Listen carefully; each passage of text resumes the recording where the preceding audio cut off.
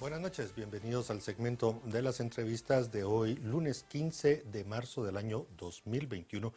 Y hago la referencia completa porque hace exactamente un año, hoy día, el lunes hace un año, junto a Carmina estábamos acá con las primeras entrevistas y las primeras reacciones ante las decisiones de gobierno del cierre del país. Así que es una fecha que para Carmina y para mí es un especial porque nos tocó esa primera noche de toque de queda y todas aquellas situaciones y bueno, hace falta, no hay que olvidarlo lo que sucedió.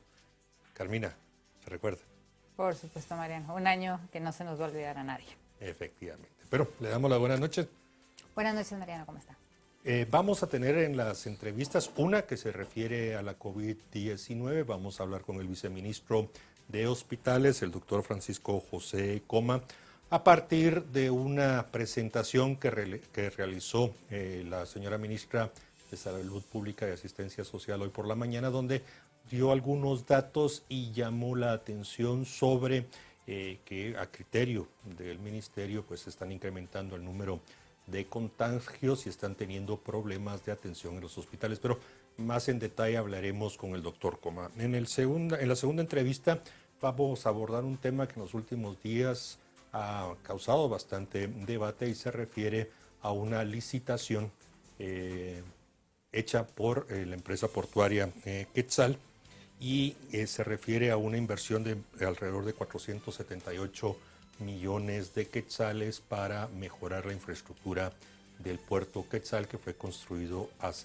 inaugurado hace 37 años. Esa será la segunda entrevista, pero ya me confirman que el viceministro Coma está con nosotros. Doctor, gusto en saludarlo.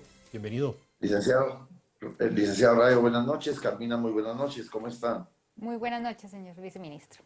Antes de entrar a los detalles, le agradecería que nos dé un panorama general de cuál es la situación en este momento en los hospitales. La ministra presentó algunas gráficas ahí a las que hemos tenido acceso y que, por lo tanto, preferiría que usted nos explicara cuál es la preocupación que está en este momento del lado de ustedes. Gracias, muy amable. Sí, tenemos una tendencia al crecimiento en el número de casos en los últimos 8 días que están haciendo ya presión sobre las camas hospitalarias, tanto en pacientes moderados como en pacientes graves. Específicamente notamos que hay un crecimiento en la positividad de casos complicados en algunos de los departamentos que antes probablemente no lo habíamos notado. Y esto pues nos preocupa porque está haciendo que tengamos una tendencia sobre todo muy marcada desde el día jueves en el incremento en el porcentaje de ocupación de las camas. Pues las que más preocupan son las de los pacientes gravemente enfermos, ¿verdad? Tenemos departamentos como Chiquimula, Suchitepeques, Quetzaltenango. También estamos notando un crecimiento importante en San Marcos. En el departamento de Guatemala también, más sin embargo, recordemos que es donde mayor disponibilidad de camas tenemos y a pesar de eso, en la gráfica que presentó la señora ministra hoy por la mañana, pues ya se notaba que tanto el Hospital Parque de la Industria como el Hospital General San Juan de Dios tenían ocupaciones del Parque de la Industria, el 100% de sus camas de terapia intensiva ocupadas, y en el San Juan de Dios 113%. ¿Esto qué significa? Que se han tenido que habilitar más camas de las que originalmente estaban destinadas a la atención de los pacientes COVID. Sí es muy marcado también el crecimiento, como les decía, en otros departamentos. Nos llama poderosamente la atención Chiquimula, donde lo empezamos a notar incluso antes. En Chiquimula probablemente podemos hablar de 10 días atrás, ya estábamos recibiendo reportes de un incremento significativo en el número de casos. En general, si hacemos un análisis del comportamiento de la red hospitalaria a nivel nacional, entre hospitales departamentales, distritales y hospitales temporales, el porcentaje de ocupación de pacientes severamente enfermos es de un 50%. Pareciera ser que no es un número muy alarmante, pero recordemos que estamos hablando sobre el total de camas disponibles de pacientes COVID. Gracias, señor viceministro. Sin embargo, la Universidad de Washington en sus últimas actualizaciones continúa indicando que los casos en Guatemala vienen en descenso. Eh, Fuera de este tema fronterizo que pues tendríamos que revisar bien los países de la región, ¿por qué cree que están incrementando en estos departamentos específicamente? Bueno, yo la razón la tengo clara. Yo he estado viajando Doctor, en estos últimos días. doctor, disculpe, A lo los interrumpo. procesos de... Doctor, ¿pudiera repetir su respuesta? Tuvimos una interrupción y no le escuchamos su respuesta. ¿Puede repetir, por favor? Sí, perdón, ¿me escuchan bien ahora? Sí, gracias, doctor. Sí, les decía que para mí la respuesta es clara y sencilla. He tenido la oportunidad de viajar al interior de la República en estos últimos días, visitando distintos hospitales y el comportamiento de la población en el interior de la República de verdad es un comportamiento muy relajado. Hay muchos lugares donde no se está utilizando la mascarilla, realmente tampoco se están respetando aforos en los lugares de reunión como restaurantes. Estamos encontrando que las medidas se relajaron en muchos de estos puntos y es preocupante. Doctor, para ya entrar en detalle. ¿Me escucha? Sí, doctor. Le quiero hacer un par de preguntas porque creo que es importante aclarar las cifras y las advertencias que usted hace o que hizo la ministra. Hay una cifra que se ha manejado durante el día después de ver los porcentajes que ustedes hicieron mención, que habla de 122 camas. Aquí la pregunta concreta, ¿122 camas es el número total de camas disponibles en las UCIs en todos los hospitales COVID o 122 camas a qué se refieren? Este es un dato que hoy no lo presentaron, pero que en conferencias de prensa anteriores sí los presentaron. Eso sería 122 camas. No, a ver, no, yo no escuché esas declaraciones, licenciado Rayo. No fueron El número de casos declaraciones, doctor, no que hemos... fueron declaraciones de la ministra. El hecho de que se hayan dado conferencias de prensa con cierta frecuencia y en algunas se presentan ciertas cifras y en otras otras, permite que la gente que le da seguimiento a los datos que ustedes entregan, nos indican, por ejemplo, en una conferencia de principios de enero se hablaba de 122 camas. Y mi pregunta concreta, ¿esas 122 camas se refieren a las camas en las unidades de cuidado intensivo o al número total de camas disponibles para pacientes COVID en todo el sistema? Muy concreto, me quedo ahí. Sí, correcto. No. Yo voy a ratificar las cifras del número de camas COVID disponibles en el país. El total de camas disponibles en el sistema o en la red nacional, incluyendo hospitales temporales, son de 2.254 camas. Luego, camas dedicadas a la atención de pacientes graves entre hospitales de la red nacional y hospitales temporales, tenemos un total de 450 camas destinadas a la atención de los pacientes COVID. Estos son los números que hemos manejado prácticamente desde el mes de noviembre, que es el máximo número de camas al cual llegamos a tener operativas, licenciado Ray. Ok, yo le agradezco porque es una aclaración importante también para dimensionar la advertencia que ustedes hacen. Y aquí va mi segunda pregunta, doctor Coma. Si uno ve el tiempo, la variación solo ha sido del 2.5%, no muestra una tendencia alarmista como la que se presentó. Si vemos el periodo finales de enero a la fecha 13 de marzo, que es lo que hoy presentan, realmente vemos una variación de tan solo el 2.5% en el caso de los severos. Incluso a mediados de febrero superamos el 50% que hoy tenemos. Sí, es correcto. Mire, yo creo que básicamente lo que se hizo ver el día de hoy es una señal de alarma, licenciado Rayo. Yo creo que efectivamente no hemos llegado a niveles críticos, más sin embargo, pues sí sabemos que hay hospitales que ya están superando ese nivel de capacidad, pero también es cierto que hay una red que nos soporta y que tenemos una capacidad de contrarreferencia de pacientes. Es decir, si yo tengo una ocupación del 100% de camas en el Parque de la Industria de terapia intensiva, sé que puedo derivar pacientes a otros de los hospitales de la red, como por ejemplo el Hospital de Villanueva. Eh, yo creo que lo que sí es válido, sin querer ser alarmistas, porque no es el objetivo de haber presentado los números como una señal de alarma, sino específicamente mencionar que estamos notando un crecimiento en el número de casos, pues es como un llamado a la reflexión para que tomemos en cuenta de que si no nos cuidamos, está por venir la Semana Santa y el comportamiento humano nos podría llevar a condiciones de agrupamiento de personas eh, que, es, que sería en determinado momento preocupante de cara a lo que pudiera pasar 15 días después de la Semana Santa, ¿verdad?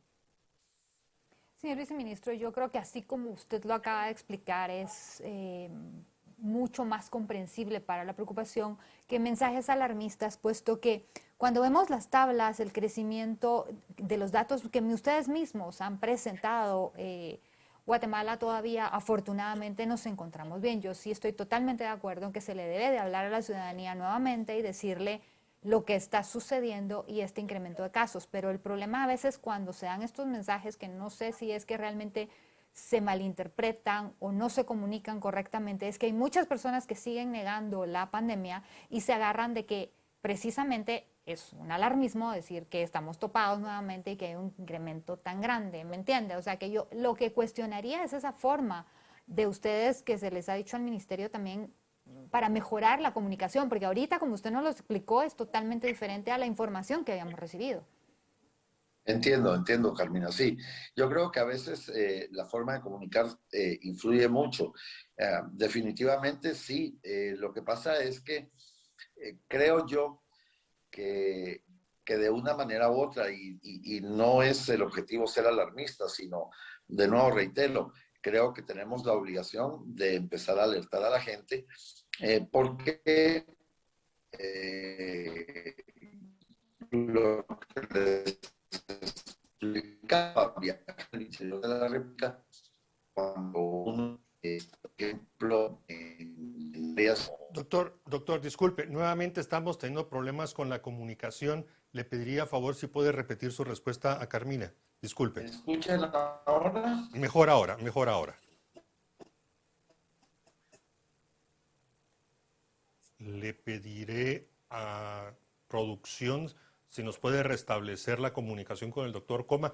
Pero de hecho, Carmina, yo creo que el comentario que ha hecho es bien importante porque realmente cómo se presentó en la mañana, se reprodujo, Exactamente. es muy diferente a como hoy en este instante no lo está Y yo explicando. creo que es válida hacerle ver a la población de que viene Semana Santa y que no hay que bajar la guardia y que hay que cuidarse. Pero otra cosa es decir, porque entonces muchas personas se prestan precisamente para decir, ya vieron, nos están mintiendo, están manipulando la información y eso no le hace bien al ciudadano común que se va a Sí, enfermar. y hay que decirlo claramente, lamentablemente la forma de comunicación y le diría yo, la consistencia de los datos y de cómo se presentan ha variado muchísimo, Sí. incluso varía de semana a semana, no sé quién está administrando eso, pero sí es una llamada de atención al ministerio, o sea, no mantener la consistencia en los datos y después identificar y decir dónde están las inconsistencias, pues solo genera confusión y malas interpretaciones. Desconfianza de la Sí, población en la así es. información y yo creo que sobre todo en un tema tan delicado como este necesitamos tener esa consistencia y esa claridad de datos.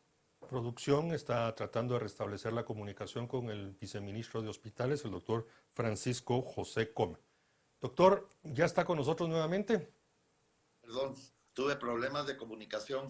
No se preocupe, doctor. Bueno, usted estaba dándole respuesta a un comentario y pregunta muy importante, Carmina. Por favor, continúe.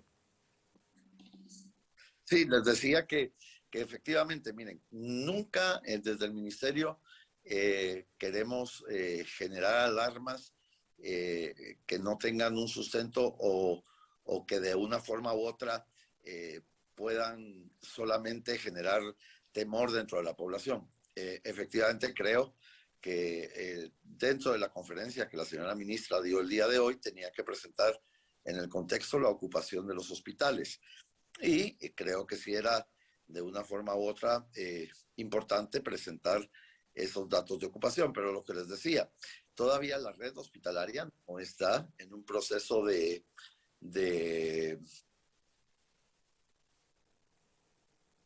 Nuevamente se nos cayó la comunicación con el doctor Coma.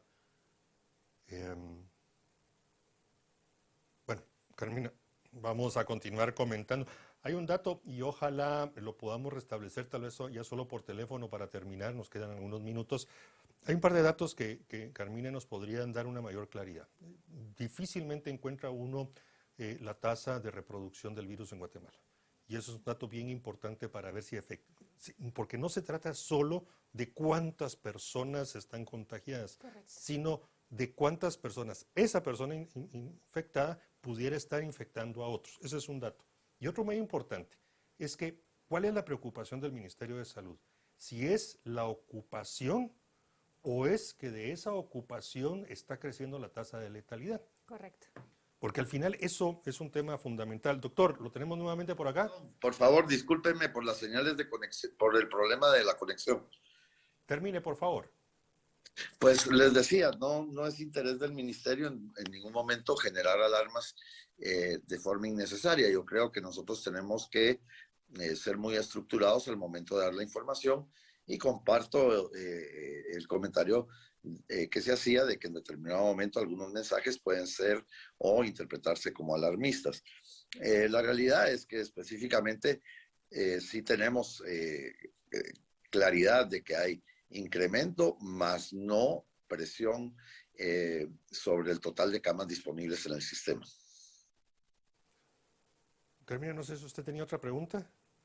No, realmente pasa Bueno, usted, María. yo sí le tengo una pregunta muy concreta, doctor. Y cuando ustedes advierten de los niveles de ocupación y sobre todo de los pacientes severos, y aquí la primera pregunta, los pacientes severos los debemos de entender que los que están bajo cuidados intensivos, si es así, ¿cómo se está comportando la tasa de letalidad sobre esos pacientes? ¿Se ha incrementado, se mantiene o, como lo habíamos identificado en semanas anteriores, estaba hacia la baja?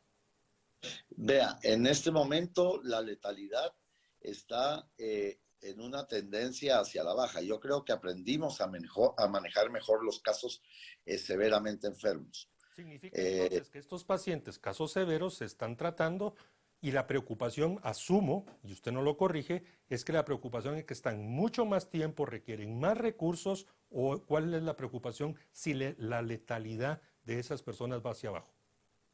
Vea, la preocupación, licenciado Radio, siempre es el hecho de que tenemos dos circunstancias específicas. Una, el hecho de que sí, efectivamente, permanecen más tiempo en las unidades de terapia intensiva. Recordemos que parte del éxito en el manejo de estos casos es que cada vez se utiliza menos el sistema de ventilación mecánica invasiva. Estamos utilizando mucho más cánulas de alto flujo, estamos utilizando más escafandras y esto nos ha permitido de una forma u otra darle una sobrevivencia mejor o una sobrevida mejor a cada uno de los pacientes gravemente enfermos. La realidad es que uno tiene que interpretar que la preocupación siempre es, en este caso, el hecho de que, por ejemplo, pudiéramos tener de nuevo un crecimiento muy significativo que se nos escapara de las manos y esto provocara, digamos, saturación de las unidades de terapia intensiva de los hospitales de la red. Es la principal preocupación, Mariano. Señor ministro, según los datos que estoy viendo del último informe, la letalidad, por lo que preguntaba Mariano, está en 1% en este momento en lo que va del mes, ¿es correcto? Sí, es correcto. Bien bajo. Y esto es letalidad sobre los casos. Sobre los casos, Exacto. Efectivamente. Doctor, hay otro tema que también es importante que usted nos ayude a aclarar y es la tasa de reproducción, el famoso factor R, porque eso nos podría dar un indicio de efectivamente cuánto, si una persona está infectada, a cuántos potencialmente está infectando, y precisamente ese es lo que tenemos que cortar. En qué rangos andamos en este momento? Vea, se habla de una tasa R de alrededor de 6 por 1 aproximadamente, Mariano. Ese es el dato que nosotros hemos manejado y sobre el cual tenemos siempre la preocupación. Claro, depende también de las áreas y de cómo la población se agrupa. Digamos, la tasa de reproducción va a ser menor en áreas rurales, al contrario de lo que puede ser la tasa de reproducción en zonas urbanas. Sí, pero 6 por 1 realmente es bastante alto y seguramente está muy influenciado por las zonas urbanas en donde ustedes han identificado últimamente que hay relajamientos superiores a los que podemos identificar en el área metropolitana. Es correcto. Esa es justo la respuesta. Tenemos ese proceso de reproducción en estas zonas urbanas. Señor viceministro, tenemos al momento, nuevamente con los datos, la última data que ustedes presentaron, 10.029 casos aproximadamente por millón de habitantes en Guatemala, y en la positividad estamos a media tabla en Latinoamérica. Esto afortunadamente, repito, es pues un dato bueno para Guatemala. Aparte del uso de la mascarilla y las medidas que vemos que cuando se relajan aumentan los casos, etcétera, ¿qué otro factor considera usted realmente que está teniendo también a Guatemala comparado con otros países? Bueno, hay algunas personas que hablan de que Guatemala es afortunada y realmente no conocemos las causas. Yo creo que tenemos una influencia significativa de la disciplina que mantuvimos a lo largo de muchísimos meses. Y creo que también es afortunada porque tenemos lógicamente un índice de poblacional rural muy alto. Y esto pues ha sido un factor para mí determinante en el sentido de que no ha habido una reproducción tan rápida o severa como en otros países de Latinoamérica, donde vemos pues estas grandes urbes en donde hay un cúmulo de población significativo. Yo creo también. Hoy, Carmina, no hemos tenido buena suerte con la comunicación. Ahí está el... Tal vez si producción nos permite que Perdón, sea por teléfono. Ya está. perdón, sí. Doctor, ¿Me ven ahora? usted continúe Pido, hablando, doctor, por favor. Importante es sí, escucharle sus palabras. sí, pido disculpas por el tema de la conexión. Les decía que yo creo que la ruralidad influye enormemente, a diferencia de otras grandes urbes o países de Latinoamérica, en donde tenemos altos niveles de concentración en grandes ciudades. Eh, y además, también es cierto, y yo quiero resaltarlo, aunque no es que Guatemala sea diferente a otros países, pero sí creo que la intensa labor que se ha realizado a nivel de atención primaria con el proceso de descentralización de pruebas y el abordaje de los casos de manera temprana nos ha favorecido también. Doctor, agradecemos mucho que nos haya atendido. Lamentamos haber tenido tantas interrupciones por la tecnología, Sí, pero bueno, creo que los grandes mensajes se han escuchado, se han aclarado algunos temas, se han subrayado otros que hay que ponerle atención, y creo que eso es lo valioso de la entrevista de hoy por la noche. Gracias, doctor Coma. gracias y por favor de nuevo disculpas por el problema de conectividad. Gracias a usted, señor viceministro. Bien, vamos a hacer un corte y después junto a Carmina Valdizán vamos a conducir la segunda entrevista, y ahí vamos a hablar de esta licitación muy cuestionada del tema del rompeolas, pero resulta que no solo es el rompeolas, también hay una fase A del asolvamiento muy complejo, y esto lo vamos a hablar con un personero de la empresa portuaria Quetzal. Así que los esperamos después del corte.